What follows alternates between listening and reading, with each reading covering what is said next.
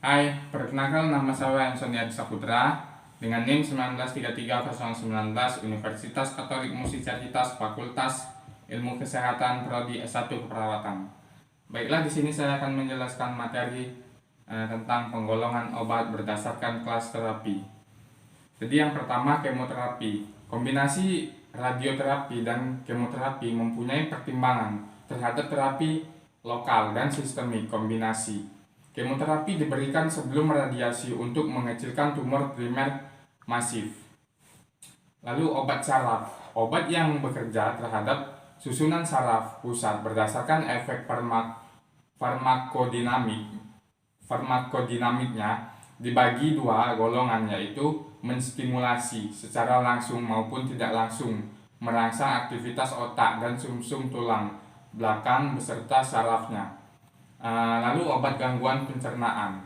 Yang pertama, obat pencahar seperti lactulose dan linaclotide. Terus yang kedua, obat menetralisir asam lambung seperti antasida dan famotidin. Terus yang ketiga, antibiotik untuk menghentikan infeksi bakteri seperti amoxicillin. Kita ke obat gangguan jantung. Obat yang dapat mempengaruhi kontraksi jantung adalah kalsium, preparat digitalis, dan guanidin, dan preparat lainnya, sistem saraf otonom SSO, dan obat-obat yang merangsang atau menghambatnya mempengaruhi kontraksi jantung. Nah, sekarang kita ke obat gangguan pernapasan. Obat-obatan gangguan pernapasan, yang pertama beta agonis, yaitu beta agonis atau B-adrenergic agents, merupakan jenis obat yang diberikan paling awal yang digunakan dalam pengobatan asma. Yang kedua, brondilator. Pada kasus penyakit asma, brondilator tidak digunakan secara oral, tetapi dipakai secara inhalasi atau parenteral. Yang ketiga, kortikosteroid. Bila pemberian obat-obat bronkodilator tidak menunjukkan perbaikan, maka pengobatan dilanjutkan dengan 200 mg hidrokortison secara oral. Nah, keempat, pemberian oksigen. Pemberian oksigen menggunakan kanul hidung dengan kecepatan aliran O2 2-4 liter atau per menit yang dialirkan melalui air untuk memberikan kelembapan obat ekspektoran seperti gliseroquakolat. Dapat juga digunakan untuk memperbaiki dehidrasi. Yang keenam, obat kulit. Obat-obat kulit untuk pengobatan sendiri beberapa sediaan obat luar dengan sifat-sifatnya sendiri, yaitu krim, emulsi, salep, gel, lotion, dan aerosol.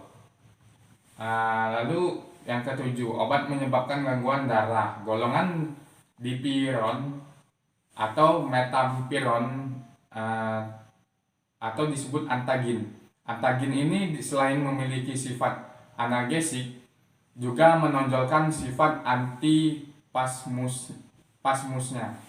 Spasmus adalah kejang otot yang menyertai nyeri atau biasanya nyeri visceral. Penderita yang memiliki gangguan darah sebaiknya menghindari analgetik golongan ini. Kelapan, obat anti racun. Air kelapa hijau dibanding dengan jenis kelapa lain banyak mengandung tanin atau antidotum atau anti racun yang paling tinggi. Kandungan zat kimia lain yang menonjol yaitu berupa enzim yang mampu mengurangi sifat racun. Nah, yang kesembilan, imunoserum merupakan suatu sediaan cair atau sediaan kering beku yang mengandung imunoglobin khas yang diperoleh secara pemurnian serum hewan yang telah dikebalkan. Sediaan imunoserum dibagi menjadi dua. Yang pertama, imunoserum cair, tidak keruh, hampir eh, tidak berwarna atau kuning sangat lemah, hampir tidak berbau kecuali bau bakterisida yang ditambahkan. Yang kedua, Hymenocerium kering beku, berbentuk serbuk atau kerak, tidak berwarna atau kuning pucat, larut dalam air menyerupai Hymenocerium cair.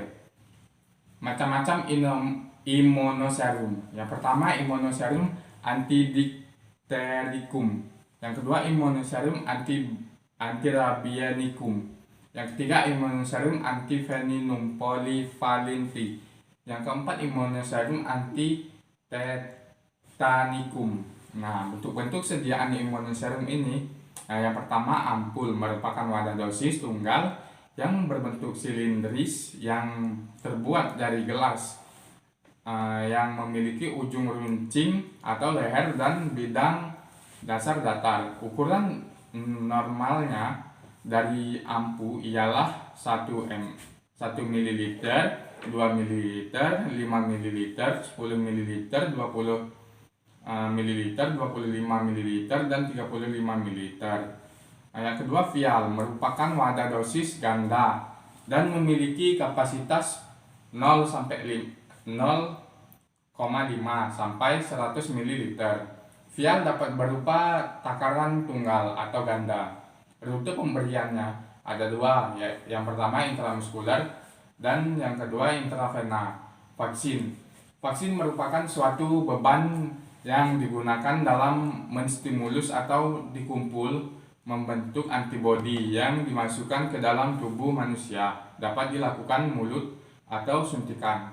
Fungsi vaksin ini memberikan vaksinasi, merupakan salah satu cara untuk pencegahan penyakit yang disebabkan oleh penyakit yang dapat menular karena bakteri atau virus. Contohnya penyakit campak, polio, difteri, meningitis, tetanus, dan hepatitis. Jenis-jenis vaksin. Yang pertama, vaksin atenuasi langsung. Ini merupakan jenis vaksin yang mengandung mikroorganisme hidup seperti bakteri atau virus. Yang kedua, vaksin inaktivasi atau vaksin tewas, merupakan jenis yang bersumber dari mikroorganisme yang sudah dimatikan atau baik dalam bentuk bakteri atau virus dengan memakai zat-zat kimia maupun pemanasan. Lalu yang ketiga, vaksin toksiod, merupakan senyawa yang dapat dipindahkan atau toksid yang diinaktifkan. Pada umumnya, bahan vaksin dibuat dari vaksin kuman yang bersifat imunogenik. Lalu yang kelima, vaksin subunit, merupakan vaksin yang dibuat dengan bagian tertentu pada virus atau bakteri dengan cara mengkloning gen virus atau bakteri melalui kombinasi DNA. Yang keenam, vaksin konjungsi, merupakan vaksin yang dihasilkan dari penggabungan polisakarida dilapisi paling luar bakteri dengan protein lainnya. Toksisitas nafza. Toksisitas nafza ini nafza narkotika, psikotropika, dan zat adiktif lain. Ini merupakan bahan atau zat atau obat yang bila dimasukkan ke dalam tubuh manusia akan mempengaruhi tubuh, terutama otak atau susunan saraf pusat, sehingga menyebabkan gangguan kesehatan fisik ataupun fisikis dan fungsi sosial karena terjadi kebiasaan, ketagihan atau adiksi, serta ketergantungan atau dependensi terhadap nafza. Terus mekanisme ketergantungan. Nafza dapat memberikan rasa ketergantungan terhadap pemakaiannya karena dapat mempengaruhi mekanisme pada pikiran, perasaan, dan berkehendak manusia. Orang yang memakai nafza secara fisik, mereka dalam keadaan sehat, namun terdapat gangguan secara mental atau kejiwaan. Narkotika yang sering digunakan adalah narkotika pada golongan satu, yaitu kokain adalah pasta kokai, serbuk kokain dan bubuk koka. Terus opiat adalah heroin atau putaf, morfin, petidin candu dan lainnya. Terus ganja atau kanabis, marijuana, hashi dan sebagainya. Psikotropika adalah obat atau zat kimia yang berupa alami ataupun sintesis yang bersifat psikoaktif yang melalui pengaruh selektif pada suatu susunan saraf pusat yang bisa menyebabkan perubahan khas pada aktivitas mental ataupun perilaku. Psikotropika yang sering disalahgunakan yaitu sedatif dan terapi hipnotika atau yang disebut dengan obat penenang dan obat tidur, yaitu MG, pil koplo dan lain-lain. Terus psikostimulus ya, yaitu amfetamin dan sabu dan ekstasi. Terus halusinogenetika yaitu LSD dan mushroom.